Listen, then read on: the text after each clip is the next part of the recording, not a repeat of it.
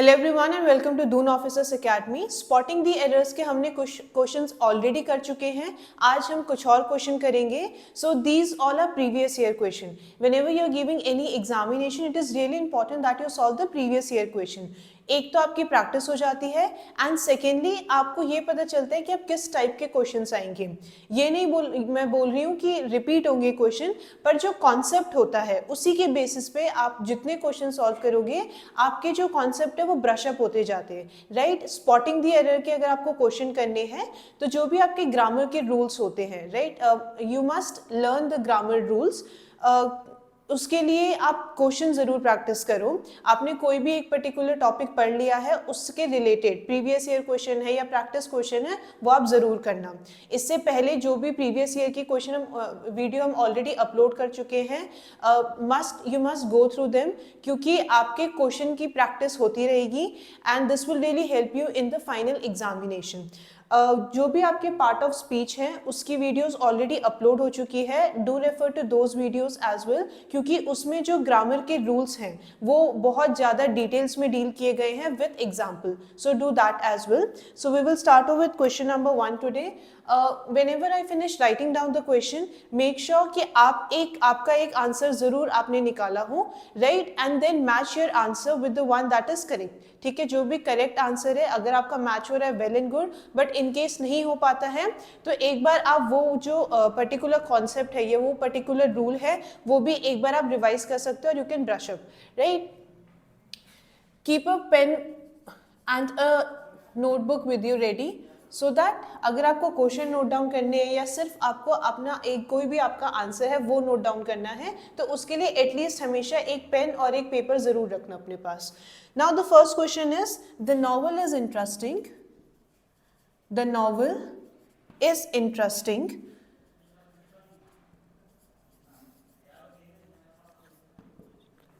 this is the A part of the question. Informative,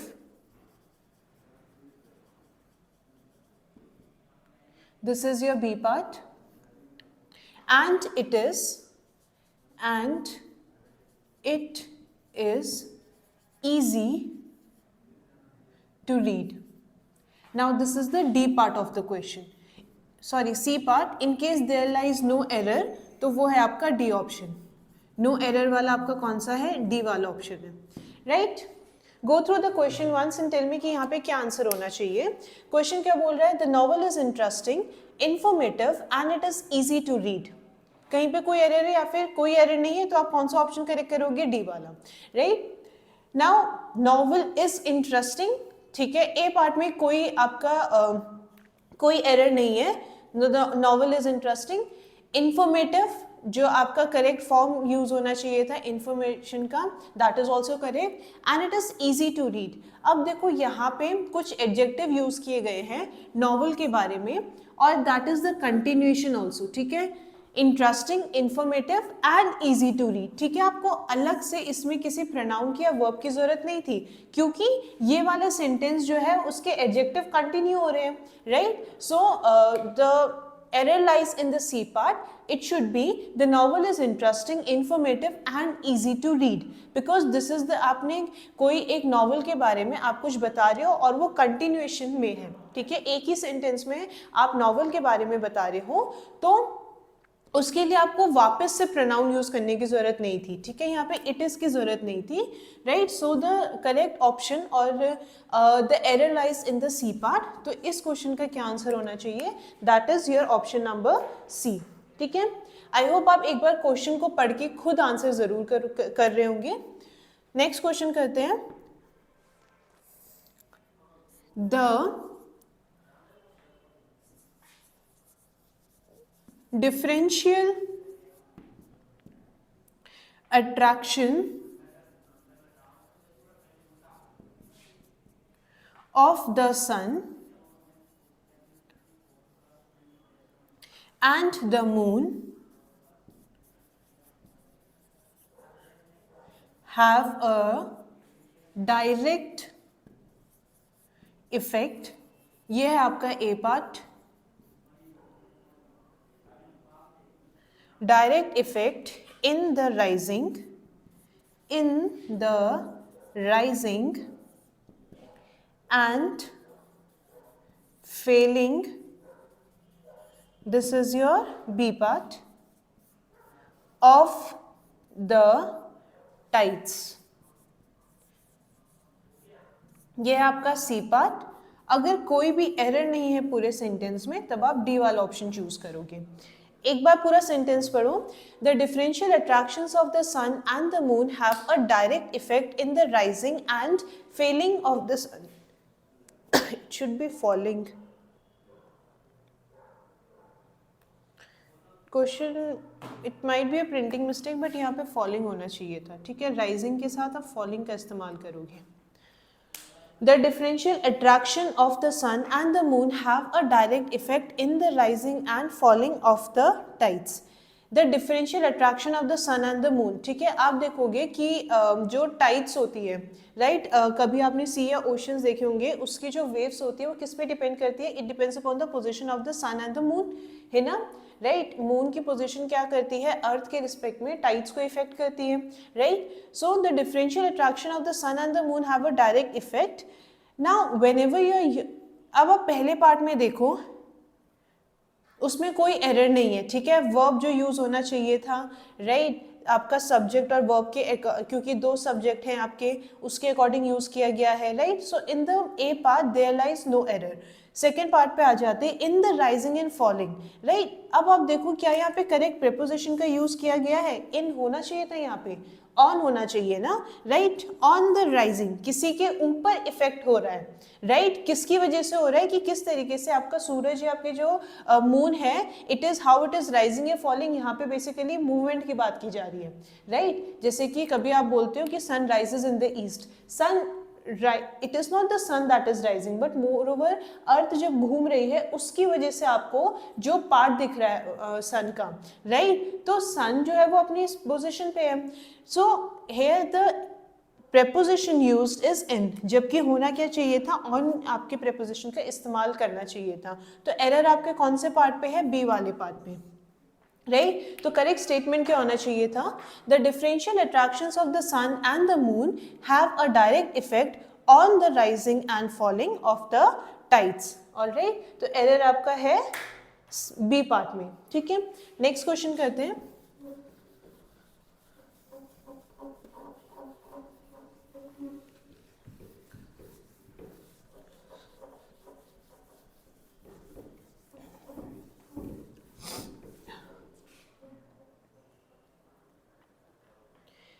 Next question is,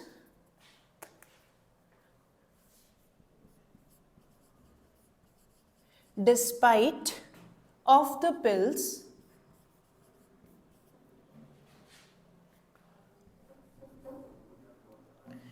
despite of the pills, this is your A part,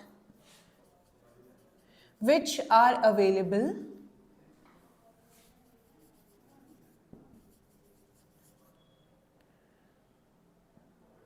this is your B part.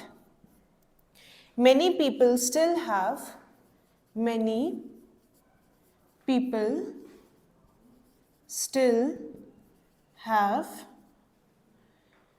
trouble sleeping. Now this is your C part. अगर कहीं पे कोई गलती नहीं है तो उसके लिए आप कौन सा ऑप्शन चूज करोगे? Option number D, that is no error, ठीक है। Go through the statement once, एक बार खुद पढ़ो स्टेटमेंट और बताओ आपको कहीं पे कोई गलती लग रही है? Despite of the pills which are available, many people still have trouble sleeping. ऐसा क्वेश्चन पहले भी हमने कर चुका है ऑलरेडी, जो आपके प्रीवियस ईयर वाली सीरीज जब आपके शुरू ही हुई थी, आई गेस स्टार्टिंग में ही आपका एक क्वेश्चन आया था, राइट। जब भी आप डिस्पाइट वर्ड का यूज करते हो उसके साथ आप प्रेपोजिशन ऑफ का इस्तेमाल नहीं करते, राइट। तो एरर तो आपके ए पार्ट में ही है। Despite the pills which are available, many people still have trouble sleeping, ठीक है।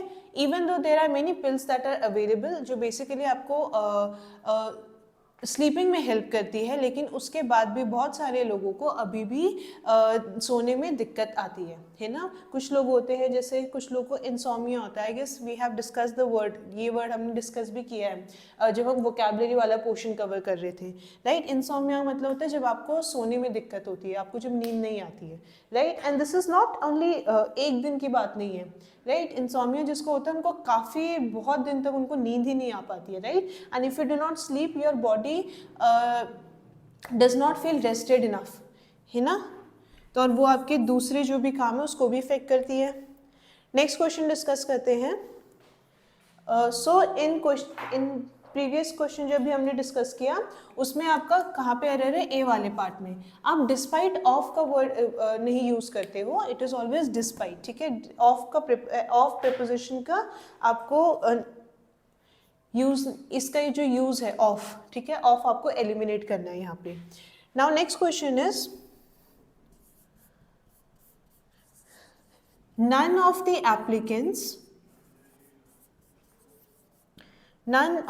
applicants have turned up, this is your A part, for the interview,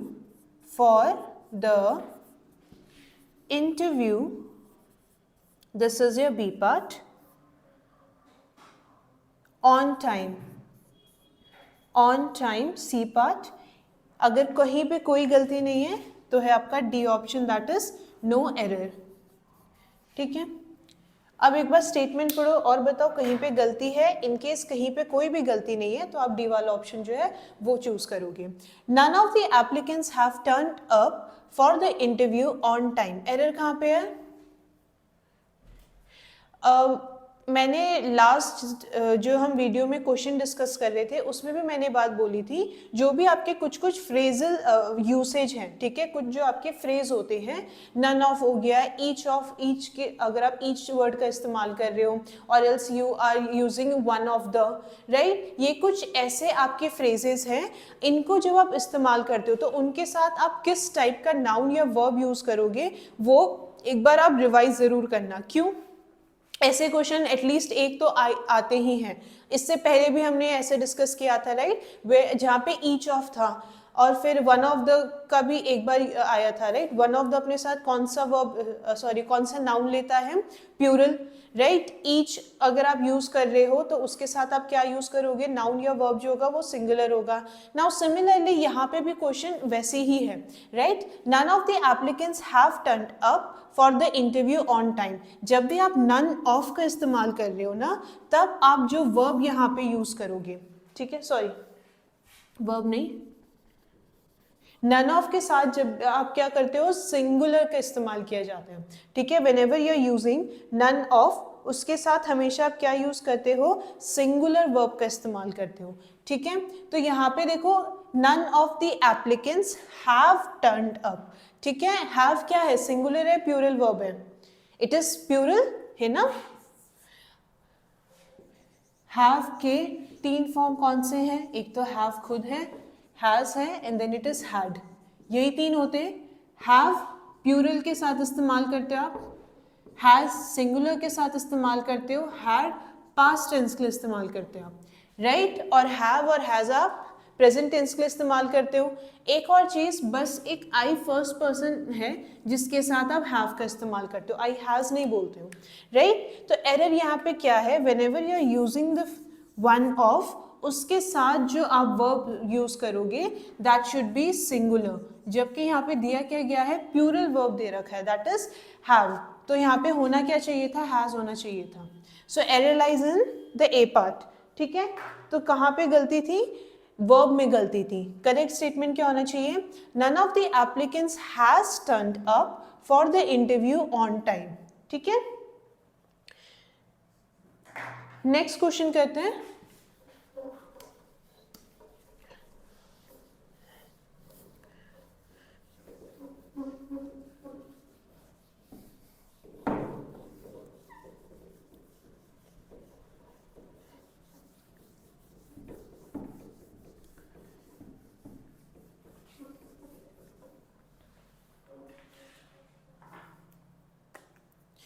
Next question is, her mother did not reply, did not reply. This is your A part. When I asked her, when I asked her, this is your B part. Why was she weeping? This is your C part. कहीं पे गलती नहीं है तो आप D option mark करोगे, right? एक बार statement पढ़ लो, क्या है? Her mother did not reply when I asked her why was she weeping, right? Her mother did not reply, ठीक है? हर प्रोनाउन सही यूज किया गया है, मदर डिड के साथ आपका फर्स्ट फॉर्म यूज होता है रिप्लाई, तो ए पार्ट में कहीं पे कोई गलती नहीं है.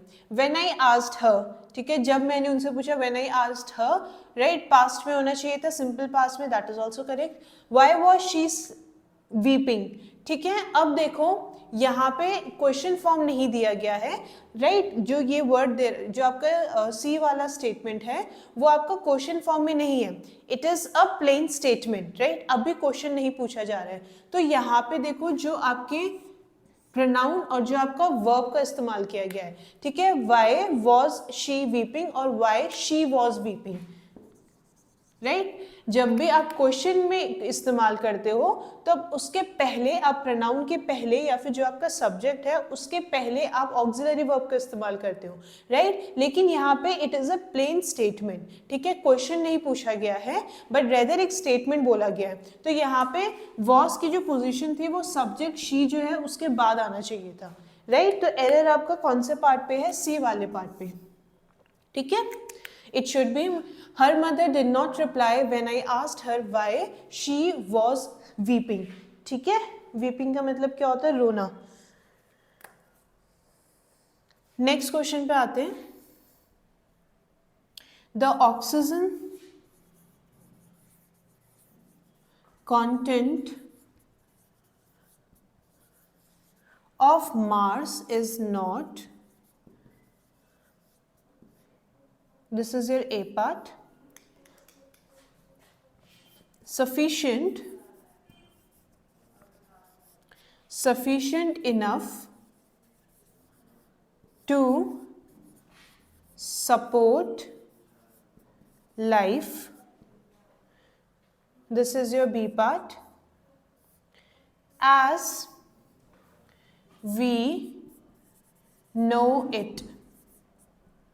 This is your C part. कहीं पे कोई गलती नहीं है तो आप डी वाला ऑप्शन चूज करोगे, ठीक है?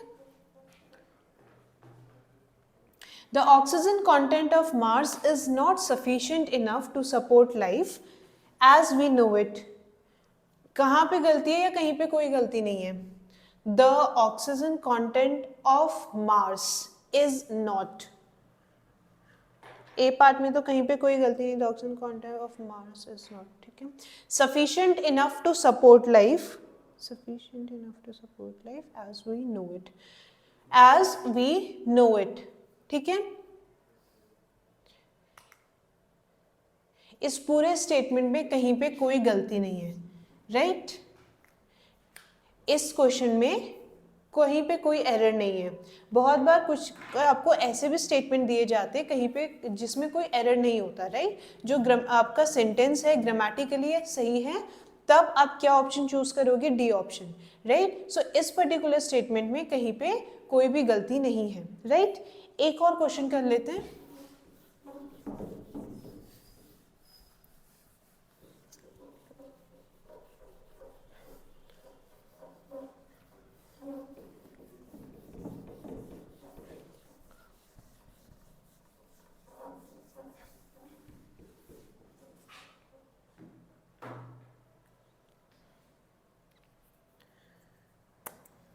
Now next question is, he told his friends that This is your A part.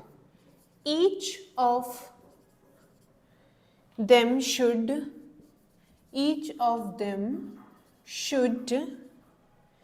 be able to carry out the orders. each of them, ठीक है, each of them जो है ये आपका बी पार्ट है. should be able to carry out the orders oneself. This is your C part. कहीं पे कोई एरर नहीं है तो डी ऑप्शन चूज करना. चलो एक बार स्टेटमेंट पढ़ लो, फिर बताओ कहीं पे कोई गलती है. इन केस कहीं पे कोई गलती नहीं है तब आप क्या ऑप्शन चूज करोगे? D option. He told his friends that each of them should be able to carry out the orders oneself. Right? इसमें तो आई गेस बहुत विजिबल है गलती. राइट, चलो डी ऑप्शन नहीं होगा क्योंकि there is a mistake in the sentence. He told his friends that, ठीक है, इसमें कोई गलती नहीं है. ए पार्ट में each of them, again there is no error in B part. should be able to carry out the orders oneself. should be able to carry out the orders oneself. अब देखो यहाँ पे जिस प्रोनाउन का इस्तेमाल किया गया है, राइट, वो किसके अकॉर्डिंग होना चाहिए? each of them, them के अकॉर्डिंग, है ना. तो क्या them के लिए oneself का इस्तेमाल किया जाएगा? नहीं, it should be what? themselves. Right, pronoun में ये चीज कवर कराई है. एक टेबल भी बनवाया था जिसमें आपके ऑब्जेक्टिव केस हो गया या नॉमिनेटिव केस हो गया, ये भी डिस्कस किए हैं. In case you have not seen that video, do watch the video. In fact जो भी आपके पार्ट ऑफ स्पीच की जो वीडियो है, राइट, आपके नाउन हो गया, प्रोनाउन हो गया, एडजेक्टिव, एडवर्ब, वर्ब, इन सब के पहले तो आपको काइंड्स किस तरीके से आप कैटेगराइज करते हो और उसके जो रूल्स है जो आपको पता होने चाहिए, एग्जाम्पल के साथ एक्सप्लेन किए गए हैं. वो वीडियो एक बार आप ज़रूर देख लेना. उससे ये होता है कि आप जो क्वेश्चन कर रहे हो अभी, स्पॉटिंग द एरर्स के जो भी हम क्वेश्चंस कर रहे हैं, उस अगर आपने वो वीडियो देख लिया है, अगर आपने वो रूल्स भी पढ़ लिए हैं, तो स्पॉटिंग द एरर्स में आपको बहुत आसानी से आप जो है एरर डिटेक्ट कर सकते हो. Right, so this was all for today.